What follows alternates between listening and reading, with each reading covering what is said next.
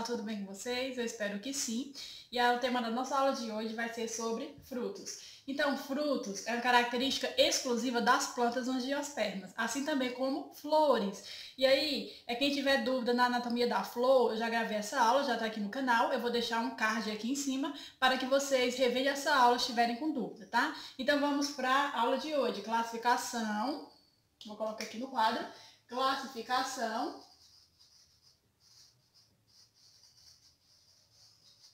dos frutos, certo? Mas aí vocês perguntam, o que é um fruto? O que é um fruto? O fruto é resultado do desenvolvimento do ovário da flor depois da fecundação.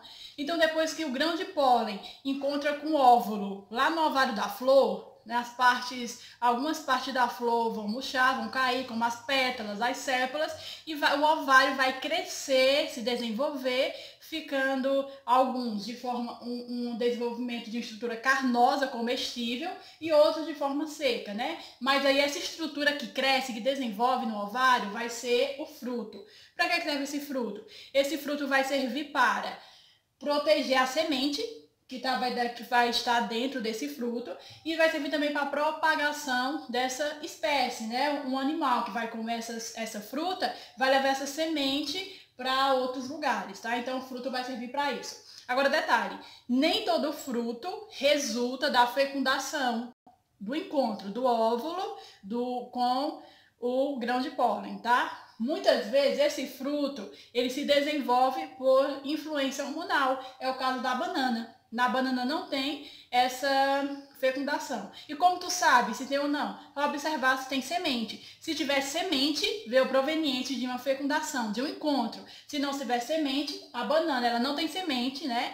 Vai ser proveniente de quê? Desenvolvimento partenorcárpico. E aí, quando tu abre a banana, tu percebe dentro dela alguns pontinhos, pontinhos pretos, tá? Aqueles pontinhos que tá dentro da banana são os óvulos não fecundados, tá? Não é semente, certo? Aí agora vamos para a classificação dos frutos. Olha só, os frutos são classificados em 3 tipos que eu vou colocar aqui para vocês. O primeiro tipo de fruto que é classificado são chamados fruto, coloca aqui, simples, tá? São os frutos simples, aqueles que são provenientes da fecundação de um único óvulo com um único grão de pólen. Eu tenho também aqueles frutos que são ditos compostos, que são aqueles onde tem múltiplas fecundações. E eu tenho também os frutos que são falsos, eles são chamados de pseudofrutos. Pessoal, agora eu vou explicar para vocês a diferença dos 3 tipos de frutos, tá? Primeiro, o fruto simples. O fruto simples tem uma subclassificação dentro desse fruto. Lembrando que o simples é aquele proveniente da fecundação de um óvulo com um grão de pólen, tá? E vai por isso dessa denominação simples. E aí esse fruto simples é dividido em carnosos e dividido também em frutos secos, tá? Esses carnosos são aqueles que possuem um mesocarpo, a parte interna dele bem carnosa e bem comestível, tá? Possui uma parte suculenta dentro dele. E esses carnosos, eles vão se dividir em 2 tipos, então tem outra subdivisão dentro desses carnosos, que é a baga, tá? E a drupa. A baga é aqueles frutos que possuem muitas sementes, como por exemplo a goiaba. Tá? Vou colocar aqui, ó, goiaba, o exemplo de baga. Goiaba, a uva, tá? São frutos que possuem muitas sementes. E a drupa são aqueles frutos em que a semente geralmente vai se condensar e formar um caroço. Um exemplo de uma drupa, por exemplo, é a azeitona. Quando a gente compra a azeitona, né, ela vem com caroço interno. Esse caroço, os frutos geralmente que possuem o caroço, são frutos em forma de classificado como drupa e são frutos carnosos, certo? Agora vamos para os secos. Os frutos secos são aquela parte aqueles frutos que têm uma parte do mesocarpo, uma parte central seca. Geralmente são grãos e vagem. Então, esses frutos secos são classificados de acordo com a abertura, com sua abertura espontânea. Os frutos secos que possuem uma abertura quando o fruto está maduro é chamado de fruto deiscente. E aquele fruto que não possui, o fruto seco que não possui uma abertura quando ele está maduro é chamado de frutos indeiscentes, tá? Vamos aqui citar um exemplo de um deiscente. Um fruto deiscente que abre espontaneamente quando ele está maduro é a vagem. Um exemplo de uma vagem é o feijão. O feijão é um fruto seco, um fruto deiscente, seco e simples, tá? Outro exemplo também é a ervilha. A ervilha ocorre também esse fenômeno, tá? Quando a vagem está madura, ela vai se abrir, mostrando a semente. E o fruto indeiscente é aquele que não se abre, né? Quando está maduro. O exemplo, o arroz. O arroz, quando ele está maduro, ele não abre espontaneamente. Então, por isso que é chamado de indeiscente e seco. E observe que tanto feijão, ervilha e arroz tem uma polpa que não é carnosa, é uma polpa seca. Por isso que ele é chamado de fruto seco. Entenderam? Vamos agora para os frutos compostos. Os frutos compostos são aqueles que apresentam, como eu falei para vocês, a fecundação múltipla de vários óvulos com vários grãos de pólen. E aí nós temos exemplo de fruto composto, o morango, tá? O morango tem, para formar o fruto morango, tem a junção de vários ováriozinhos que se desenvolveram e formaram o composto todo que é o morango. Dentro desse fruto composto, eu tenho o chamado, a classificação da infrutescência. Eu vou colocar aqui embaixo, ó.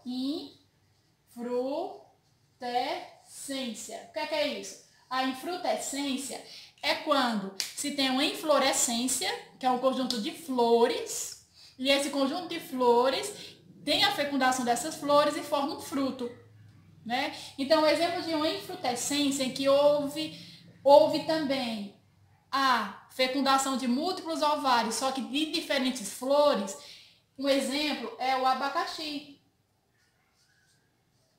Então, o abacaxi sofre esse processo de infrutescência, certo? E por último, nós vamos para os pseudofrutos. Os pseudofrutos são aqueles frutos que são falsos. Como assim falsos? Eles não vieram do desenvolvimento do ovário da flor, mas sim vieram de outra parte da flor que se desenvolveu, né? E aí, vamos citar dois exemplos, né, que eu acho que vocês conhecem. É o exemplo do caju e o exemplo da maçã. A maçã é um pseudofruto. Como assim?